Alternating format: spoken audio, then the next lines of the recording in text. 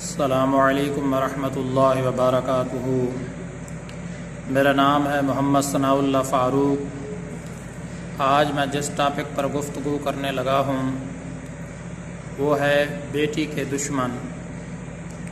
محترم سامعین، اللہ تبارک و تعالیٰ کا بہت بڑا احسان ہے اس انسان کے اوپر جس کو اللہ تبارک و تعالیٰ بیٹی جیسی نعمت سے نوازیں۔ اللہ تعالیٰ قرآن مجید کے اندر ارشاد فرماتے ہیں، سورہ نحل آیت نمبر 58 میں، وَإِذَا بُشِّرَ أَحَدُهُم بِالْأُنثَىٰ ظَلَّ وَجْهُهُ مُسْوَدًّا وَهُوَ كَظِيمٌ، کہ زمانۂ جاہلیت کے اندر یہ ہوتا تھا کہ جب ان کو بیٹیوں کی خوشخبری سنائی جاتی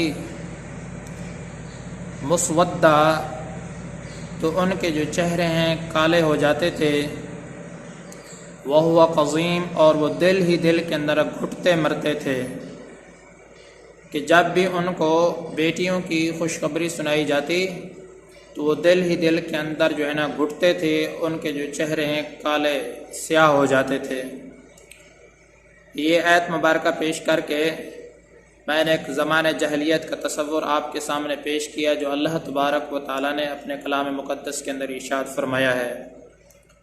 محترم سامعین، ایک باپ نے اپنی بیٹی کو قتل کر دیا تو اس کے بارے میں تمام عالم اسلام کے اندر بلکہ پوری دنیا کے اندر ایک سوگ کی کیفیت ہے۔ ہر انسان کے دل کو رنج ہوا ہے، صدمہ ہوا ہے۔ واقعی صدمہ ہونا بھی چاہیے کہ پتہ نہیں کیا سوچ کر اس نے ایک معصوم سی بچی کو اس کا قتل عام کر دیا کہ مجھے بیٹی نہیں بیٹا چاہیے۔ یاد رکھنا چاہیے یہ جو سوچ ہے زمانہ جاہلیت کی ہے، جو بیٹیوں کے دشمن ہیں ان کو یاد رکھنا چاہیے آپ علیہ الصلوۃ والسلام نے بیٹیوں کے بہت زیادہ فضائل بیان کیے ہیں۔ یہ جو ذہنیت ہے جہالت کی ذہنیت ہے، زمانہ جاہلیت کی ذہنیت ہے۔ یاد رکھو، حدیث پاک کے اندر آتا ہے، حضرت عبداللہ بن عباس رضی اللہ تعالی عنہما فرماتے ہیں، زمانہ جاہلیت کے اندر اس طرح ہوتا تھا کہ جب بیٹا یا بیٹی کی پیدائش کا وقت آتا، عورت کو جب زچگی کا درد شروع ہو جاتا تھا، اس وقت وہ عورت کو اپنے گھر سے باہر لے آتے اور ایک گڑھا کھود دیتے تھے، عورت کو اس گڑھے کے اوپر بٹھا دیتے تھے۔ اگر بچی کی پیدائش ہوتی تو اس کو گڑھے کے اندر پھینک کر اس کے اوپر مٹی ڈال دیتے تھے، اور اسی طریقے سے کہ جب بچے کی پیدائش ہو جاتی تھی تو وہ خوشیاں مناتے اور اس کو رہنے دیتے، اس کو کچھ نہیں کہتے تھے۔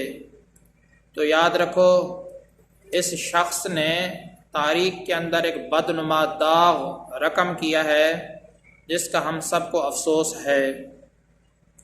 میں ایک خود 4 بچیوں کا باپ ہوں، میرا ایک بیٹا بھی نہیں ہے، میری 4 بچی ہیں۔ الحمدللہ میں بہت ہی خوش ہوں، جب سے پیدا ہوئی ہیں اس وقت سے میرے گھر میں رونق آئی ہے، برکت آئی ہے، اور مجھے بہت ساری خوشیاں نصیب ہوئی ہیں۔ اور ہر باپ اور میرا یہی نظریہ ہے کہ روٹی ملے نہ ملے لیکن بیٹیوں کا دیدار ضرور ہو۔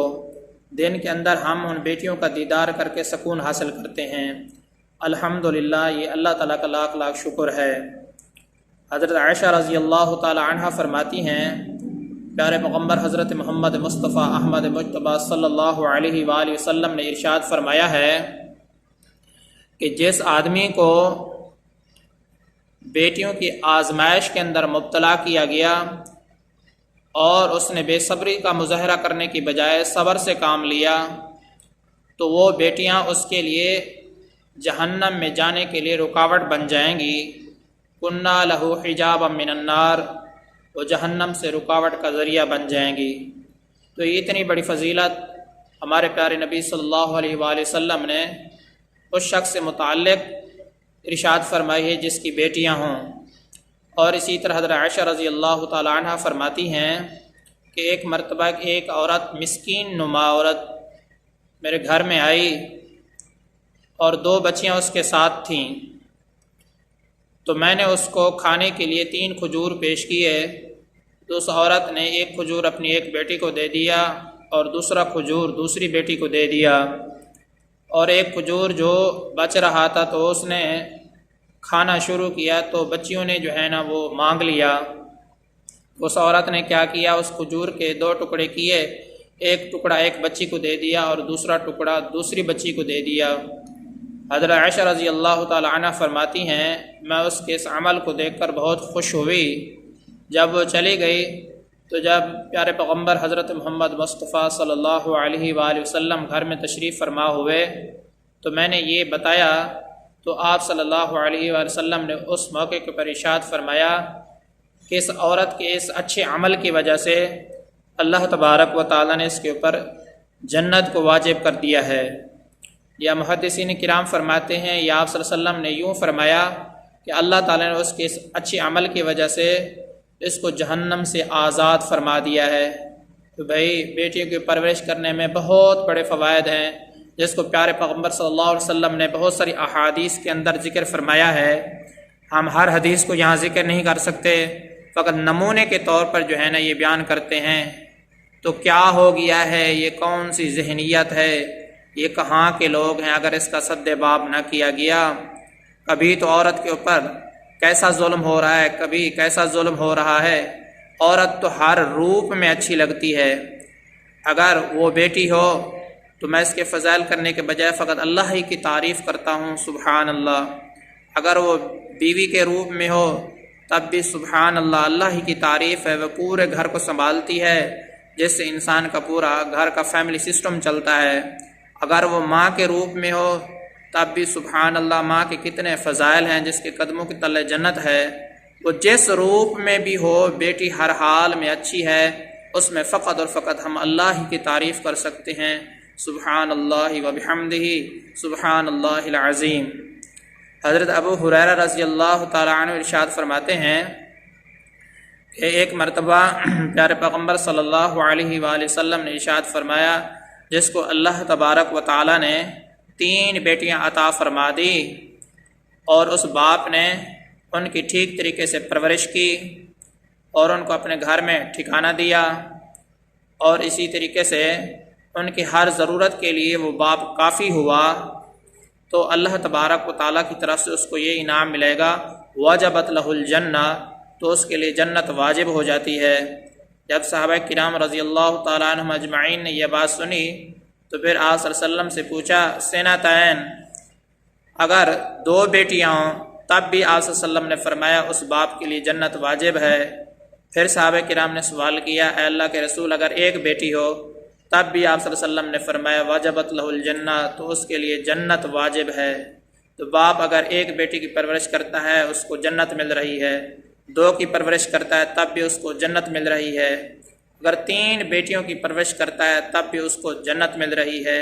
ہر لحاظ سے بیٹی ہر روپ میں اچھی ہے اور باپ کے لیے جہنم سے رکاوٹ بنتی ہے اور جنت میں جانے کا سبب بنتی ہے۔ تو مجھے پہلے ایک علامہ اقبال کا یہ شعر سمجھ نہیں آتا تھا، ایک چھوٹی سی کلی، چھوٹا سا مصرع، کہ بھی علامہ اقبال نے کیوں کہا ہوگا۔ تو جب ان واقعات کو دیکھتے ہیں، جب ایسے لوگوں کو دیکھتے ہیں تو یقیناً پھر مجھے یہ سمجھ آ جاتی ہے کہ علامہ اقبال نے اس وجہ سے کہا ہوگا شاید یہ مسلمان ہیں جنہیں دیکھ کے شرما جائیں یہود، یہ مسلمان ہیں جنہیں دیکھ کے شرما جائیں یہود۔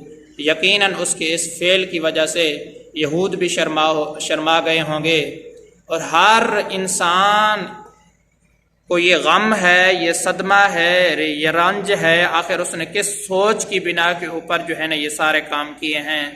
اللہ تعالیٰ معاف فرمائے، اللہ تعالیٰ ہم سب کو عافیت دے، اللہ تعالیٰ ان تمام گھنونے افعال سے ہم سب کی حفاظت فرمائے۔ کبھی یہ تو مار رہے ہیں، کبھی عورتوں کے اوپر کیا ظلم ہو رہا ہے، کبھی بیٹیوں کو غیرت کے نام پر قتل کیا جا رہا ہے۔ یہ کون سی غیرت ہے کہ انسان سے ایک گناہ ہو اور پھر اس کو قتل کر دیا جائے؟ کسی مسلمان کو جان بوجھ کر قتل کرنا فجزاؤہ جہنم، تو اس کی سزا جہنم ہے۔ تو مرد صبح سے لے کر شام تک گناہ کرتے رہتے ہیں، ان کو تو کوئی پوچھتا نہیں ہے۔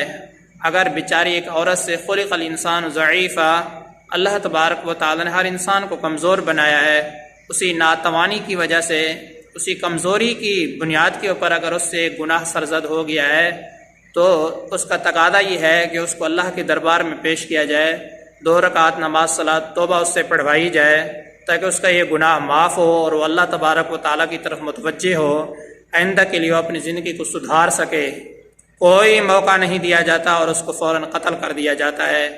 تو یہ زمانہ جاہلیت کا تصور ہے بھائی، اس کو ہم نے چھوڑنا ہے، آج سے ہم نے توبہ کرنا ہے اور ہم نے اپنی بچیوں کی قدر کرنی ہے۔